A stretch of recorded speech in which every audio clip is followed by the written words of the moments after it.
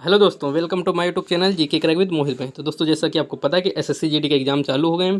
तो आज दोस्तों, आज है एसएससी जीडी के एग्जाम का दूसरा दिन। तो आज 21 तारीख की फर्स्ट शिफ्ट का जो भी दोस्तों जितने भी क्वेश्चन आए हैं, जो भी क्वेश्चन हम लोगों को मिल पाए हैं, तो उन क्वेश्चनों को दोस्तों आज एनालिसिस करने वाले हैं। कौन कौन से क्वेश्चन कहाँ से ज़्यादा पूछे जा रहे हैं, किस किस टॉपिक से ज़्यादा क्वेश्चन पूछे जा रहे हैं, वो भी मैं आपको बताने वाला हूँ। और कल भी दोस्तों मैंने बताया था कि इस टॉपिक को आप पढ़ करके जाइएगा, उस टॉपिक से आपको क्वेश्चन देखने को मिलेंगे। तो दोस्तों, आज उस टॉपिक से एक दो क्वेश्चन देखने को मिले, तो इसलिए मैं आज भी बताने वाला हूँ कि आज कौन सा टॉपिक आप पढ़ते रहिए, ताकि उनसे क्वेश्चन मिलते रहेंगे। तो चलिए दोस्तों, वीडियो को शुरू करते हैं। वीडियो को शुरू करने से पहले दोस्तों, अगर वीडियो अच्छा लगे तो वीडियो को एक लाइक और चैनल को सब्सक्राइब जरूर कर दीजिएगा।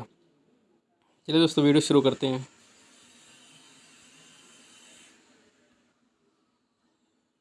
पहला क्वेश्चन दोस्तों मिला है आपको हिंदी से। तो गुरु के समीप रहकर शिक्षा लेने वाले को क्या बोलते हैं, यानी गुरु के समक्ष जो बैठकर शिक्षा लेते हैं उन्हें क्या बोलते हैं? तो उन्हें दोस्तों बोलते हैं अंतेवासी। आपको क्या करना है कि देखिए, मैंने कल बताया था कि आपको दोस्तों जो जितने भी वन वर्ड हैं, यानी कि इसमें जो होता है एक वाक्य मतलब एक वाक्य के लिए शब्द शब्द जो होता है वो आपको याद कर लेने, सारे याद कर लेने। बहुत ही सरल होते हैं, बहुत ईजी होते हैं। एक बार याद कर लेंगे तो आपको याद हो जाएंगे, क्योंकि वो बहुत ही हर शिफ्ट पे पूछे जा रहे हैं। ठीक है दोस्तों, चलिए अगले क्वेश्चन पे चलते हैं।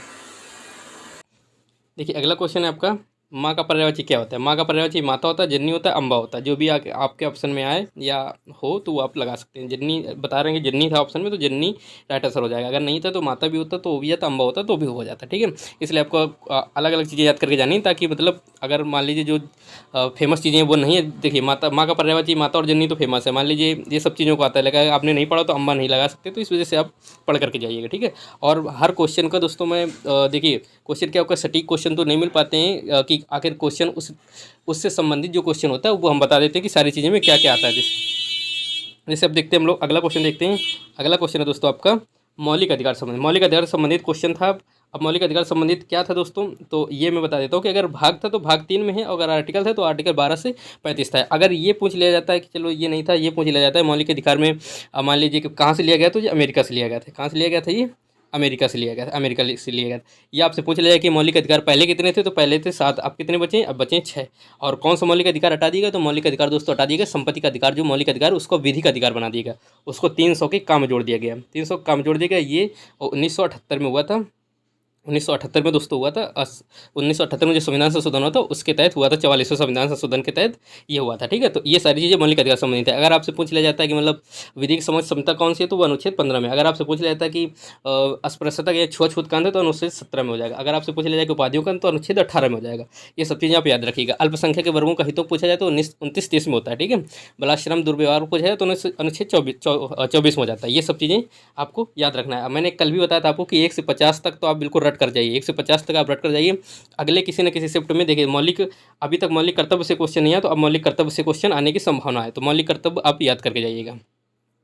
चलिए अगला क्वेश्चन देखिए, अगला है गिर नेशनल पार्क कहाँ है? गिर, गिर गुजरात में। गिर कहाँ पर है दोस्तों? गुजरात में। और नल सरोवर भी गुजरात में है। नल सरोवर अगला भी आप याद कर लीजिएगा। नल सरोवर और उत्तर प्रदेश के जो हैं वो याद कर लीजिएगा। और दोस्तों जो अभी नए बने हैं, जो नया बना है ना दोस्तों, वो याद कर लीजिएगा। जो मध्य प्रदेश में अभी नया बना है तो वो आप याद कर सकते हैं। और राजस्थान में जो अभी नया बना तो वो सब चीज़ें आप याद करके जाइएगा। ठीक है, अगला क्वेश्चन क्या है? अगला क्वेश्चन देखिए, उत्तर प्रदेश के राज्यपाल संबंध। उत्तर प्रदेश का जो राज्यपाल कौन है? वो आनंदीबेन पटेल हैं। आनंदीबेन पटेल हैं। अगर ये आता है, अगर राज्यपाल से संबंधित अनुच्छेद आता है, तो अनुच्छेद 153 में राज्यपाल से संबंधित है। अनुच्छेद 153 में ये लिखा है कि एक राज्य का राज्यपाल होगा। ठीक है, और लेकिन ये भी हो सकता है दोस्तों, अगर आपसे पूछ लिया जाए कि क्या एक राज्यपाल 2 राज्यों का हो सकता है, तो बिल्कुल हो सकता है। 2 राज्यों का राज्यपाल हो सकता है। एक राज्यपाल 2 राज्यों का राज्यपाल हो सकता है। और राज्यपाल की कार्यकाल कोई कार्यकाल नहीं होता है। राज्यपाल राष्ट्रपति के प्रसाद पर्यंत है। राष्ट्रपति जब तक मन होता है तब तक वो रहता है। ठीक है, और अगर आपसे पूछ लिया जाए कि राज्यपाल जो है, अगर 2 राज्यों का राज्यपाल है, तो उनको वेतन जो कौन सा राज्य देगा, तो दोनों राज्य अपना मिला जुला करके जितना हो सकता है उतना दे देते हैं वो लोग। ठीक है, ये सब क्वेश्चन बनते हैं। अगला क्वेश्चन दोस्तों आपका था भारत रत्न से संबंधित। किससे था? भारत रत्न से संबंधित। तो भारत रत्न से अगर पूछा जाए किसको मिला, तो इस बार 5 लोगों को मिला। इस बार 5 लोगों को मिला है। और 1954 में इसकी शुरुआत हुई, राष्ट्रपति जी द्वारा दिया जाता है। कौन कौन से लोग हैं उनको देख लेते हैं। देखिए, ये लोग हो जाएंगे। देखिए, कर्पूरी ठाकुर हो जाएगा, चौधरी चरण सिंह, आडवाणी। 5 लोगों को मिला है, तो 3 तो ये लोग हो गए, और दूसरा 2 लोग कौन है? एम एस स्वामीनाथन है और नरसिम्हा राव। एम एस स्वामीनाथन वही हैं दोस्तों जो हरित क्रांति के जनक बोले जाते हैं। नरसिम्हा राव को आपको जानते हैं, जो 1990-91 जिनको LPG से संबंधित है। ये लिबरलाइजेशन, प्राइवेटाइजेशन और ग्लोबलाइजेशन वाली सिस्टम से संबंधित है। और ये चौधरी चरण सिंह दोस्तों आडवाणी जी, जो आडवाणी जो है एल के आडवाणी है, और कर्पूरी ठाकुर बिहार से संबंधित है। ये आपसे पूछा जा सकता है, ठीक है।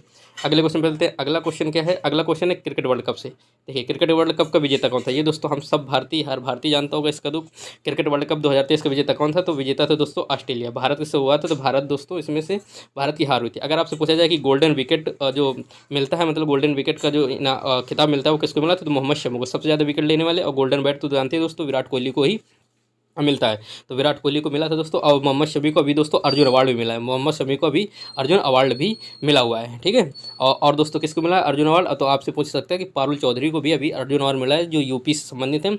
और ये यूपी की नई मेरठ की डीजीपी बनाई गई हैं, ठीक है।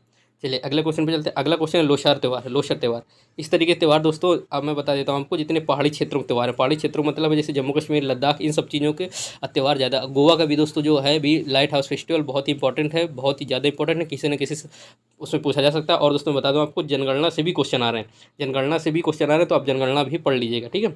लोसर त्यौहार कहाँ मनाया जाता है? तो लोसर त्यौहार अरुणाचल प्रदेश में मनाया जाता है। अगला क्वेश्चन में चलते हैं। अगला क्वेश्चन देखिए, लिखा है संगीत, संगीत का सर्वोच्च पुरस्कार कौन सा है? संगीत का जो सर्वोच्च पुरस्कार कौन है? तो ग्रैमी अवार्ड है। ग्रैमी अवार्ड सर्वोच्च का सबसे जो अवार्ड है वो ग्रैमी अवार्ड है। ग्रैमी अवार्ड आप कमेंट बॉक्स में बताइए कि ग्रैमी अवार्ड सबसे पहले किस भारतीय को मिला था? सबसे पहले किस भारतीय को मिला था, ठीक है। ये आपको बताना है। ग्रैमी अवार्ड बहुत ईजी क्वेश्चन है, बहुत ही ज़्यादा पूछा जाने वाला है, ठीक है। बहुत ही ज़्यादा पूछा जाता है कि ग्रैमी अवार्ड सबसे पहले किस भारतीय को मिला था। अब देखिए अगला क्वेश्चन है, पोलो में कितने खिलाड़ी होते हैं? पोलो में, तो पोलो में दोस्तों 4 खिलाड़ी होते हैं, पोलो में 4 खिलाड़ी होते हैं। खो खो बहुत इंपॉर्टेंट है, खो खो बहुत पूछता है। तो खो खो में दोस्तों 9 होते हैं या 12 होते हैं? 12 लोग होते हैं टोटल, लेकिन वो बाकी लोग बाहर बैठे रहते हैं। तो अगर आपसे ऑप्शन में 9 नहीं है तो 12 पूछिएगा, अगर दोनों है तो आप 9 लगाएंगे, ठीक है, 9 लगाएंगे। ओके, अगर 9 नहीं है तो 12 लगा सकते हैं आप, ठीक है। अगला क्वेश्चन क्या है? अगला क्वेश्चन है दोस्तों, देखिए लिखा है पंडित बिरजू महाराज का संबंध किससे? पंडित बिरजू महाराज के किससे से? तो कथक से, कथक से। लच्छू महाराज, लच्छू महाराज दोस्तों ये भी कथक से, लच्छू महाराज और शंभू महाराज ये सब कथक से संबंधित है। बिरजू महाराज की बात करते हो तो इनको 1986 में पद्म विभूषण से नवाजा गया था। 1986 में पद्म भूषण से नवाजा गया था। ये लखनऊ घराने से संबंधित। हाँ दोस्तों ये सब हो जाता है, ठीक है। ये सारी चीज़ें हैं, आप इनको रिवाइज कर लीजिए, आप मिला लीजिए कि आपने कितने क्वेश्चन किए, ठीक है दोस्तों। तो आज के लिए इतनी क्वेश्चन मिल पाए। अगर आपने आज पेपर दिया है तो आप कमेंट बॉक्स में कमेंट कर दीजिए, ताकि दूसरे लोगों को भी हेल्प मिल सके। तो चलिए दोस्तों, वीडियो यहाँ तक देखने के लिए आपको थैंक यू। और वीडियो अच्छा लगे तो वीडियो को लाइक करें और चैनल को सब्सक्राइब जरूर कर लीजिए। धन्यवाद दोस्तों। आप पढ़ते रहिए, मस्त रहिए, पेपर अच्छे से दीजिए, ठीक है दोस्तों।